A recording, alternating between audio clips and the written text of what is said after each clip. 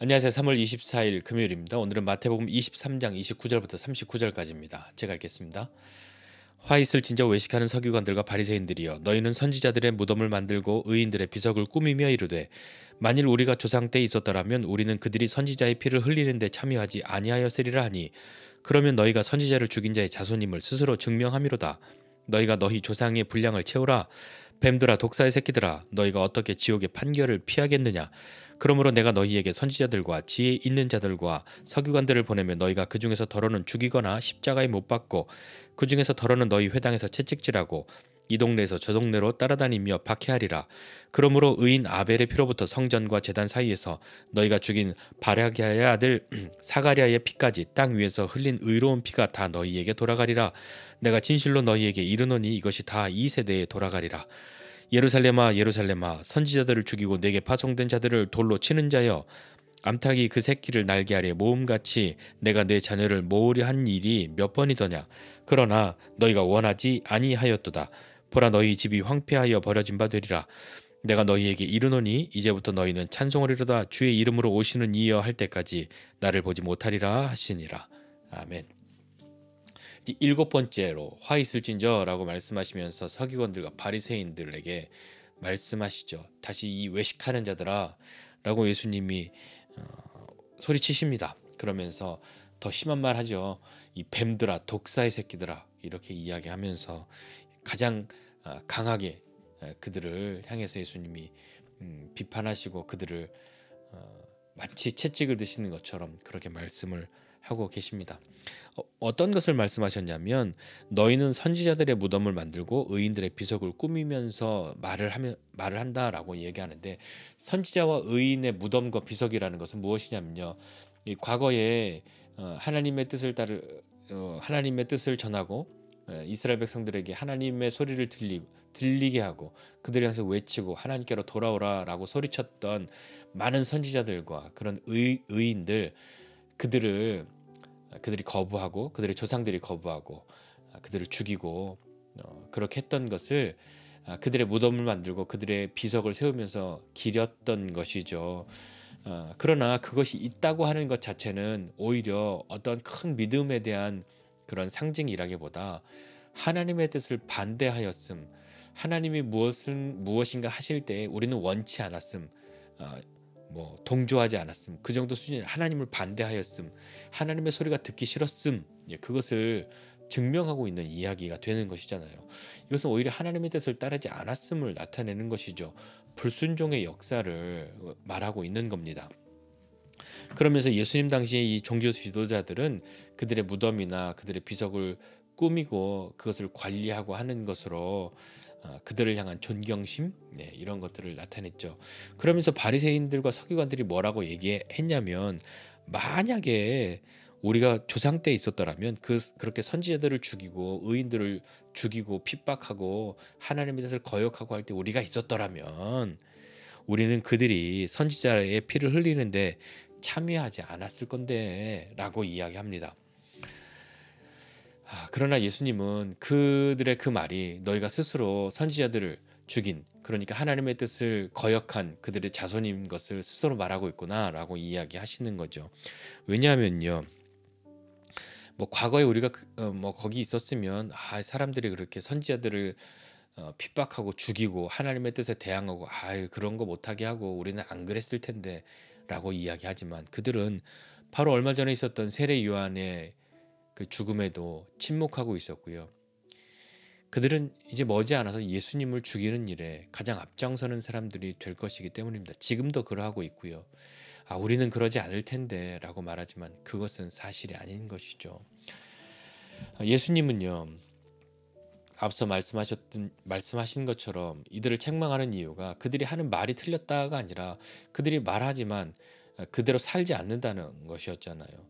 그들이 하는 말을 너희가 지키고 행하는 것은 맞는데 그들처럼 그들의 행위를 따라가면 안 된다. 걔네들처럼 하면 안 되는 거야 라고 말씀하시니까요.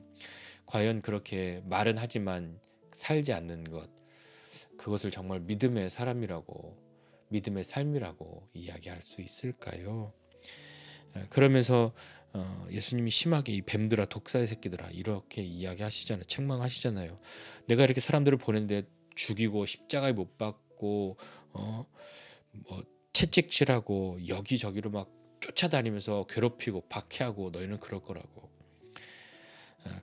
그들이 그렇게 의로운 사람들이 아벨의 피로부터 사가랴의 피까지 땅 위에 흘린 의로운 피가 다 너에게 돌아가게 될 거라고 예수님 그렇게 말씀하십니다. 그러면서 이제 37절 이하에 보면 예루살렘이 멸망할 것에 대해서 말씀하시잖아요. 예루살렘아 예루살렘아 말씀하시면서 선지자들을 죽이고 내게 파송된 너희에게 보낸 사람들을 돌로 치는 자여 라고 예루살렘을 이야기합니다. 이스라엘 백성들이 그렇다는 것이죠. 암탉이 새끼를 날개 아래 모음같이 내가 너의 자녀를 모으려고 한 것이 몇 번이냐.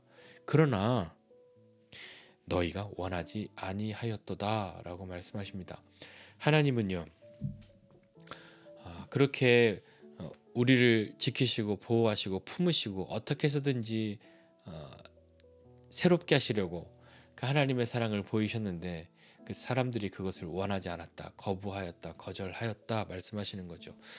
하나님은 사람들을 향한 열심이 있으십니다. 우리를 향한 열심이 있으시죠. 하나님의 열심에 대해서 들어보지 않으셨습니까? 하나님은 어떤 열심이 있으시겠습니까? 그분이 뜻한 바를 목적한 것을 이루기 위해서는 수단과 방법을 가리지 않는 그런 열심이 있는 분이시겠습니까? 아니요. 하나님의 관심은 우리를 향한 열심입니다. 하나님이 무엇인가를 하시기 위해서 우리를 도구로 쓰시는 것이 아니라 우리를 목적하셔서 그것을 이루시기 위해서 포기하지 않고 하나님이 하시는 열심이 있으시죠. 그 아들 독생자를 죽임에 내어주기까지 포기하지 않으시고 우리를 향한 하나님의 그 열심, 우리를 향한 하나님의 그 사랑을 보여주심, 우리를 구원하시고자 하시는 그 하나님의 열심이 있으십니다. 하나님은 그렇게 열심으로 우리를 사랑하시고 구원하시려고 하였고 이스라엘 백성들은 아주 열심으로 하나님을 거절하였죠. 하나님의 뜻을 싫어하였고 원하지 않았습니다. 외면하고 배신하였던 것이죠.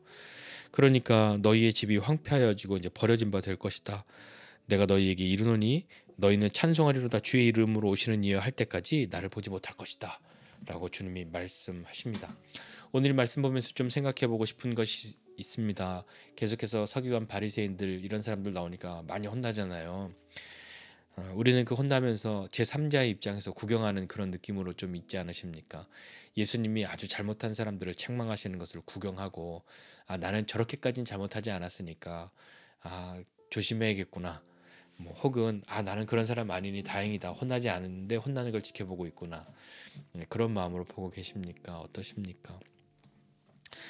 이 말씀 보면서 생각해 보고 싶은 것은 또 마음에 큰 울림이 있는 것은 위선이라고 하는 것이죠. 외식한다라고 하는 것입니다. 그리고 그런 위선을 버리고 처음의 마음으로 다시 돌아가는 것이 얼마나 귀한 일인가를 다시 생각해 보게 됩니다.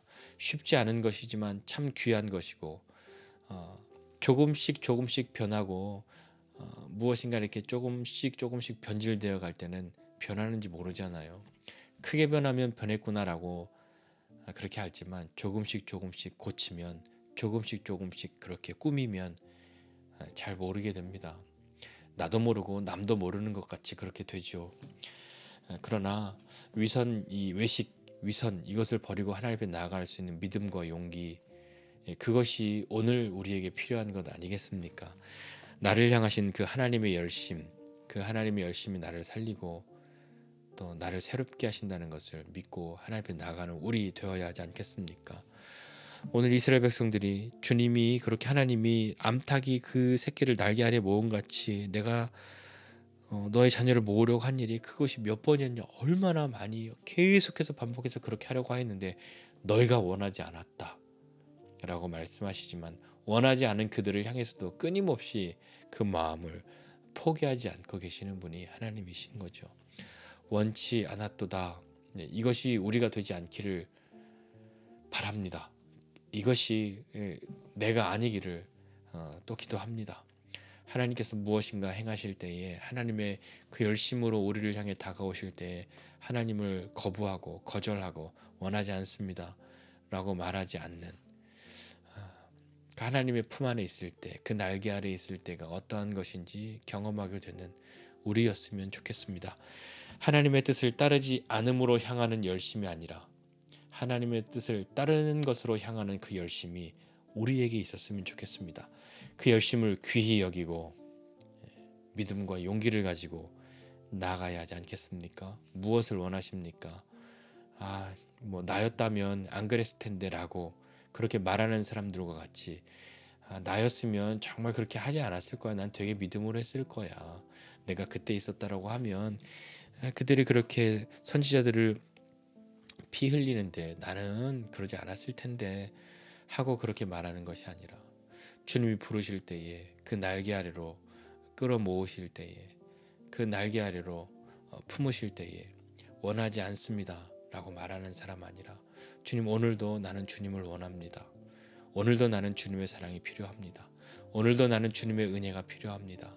주님, 나는 주님을 원하지 않습니다가 아니라 주님, 나는 주님을 정말 원합니다 라고 진실한 마음으로 나아가는 저와 여러분 모두가 되시기를 주님의 이름으로 축복합니다. 기도하겠습니다. 하나님 아버지, 은혜와 사랑을 감사드립니다. 하나님, 다른 사람들을 향한 신앙생활 하는 것 아니라 하나님을 향한 믿음의 길을 걸어가는 사람 될 수 있도록 은혜를 베풀어 주십시오.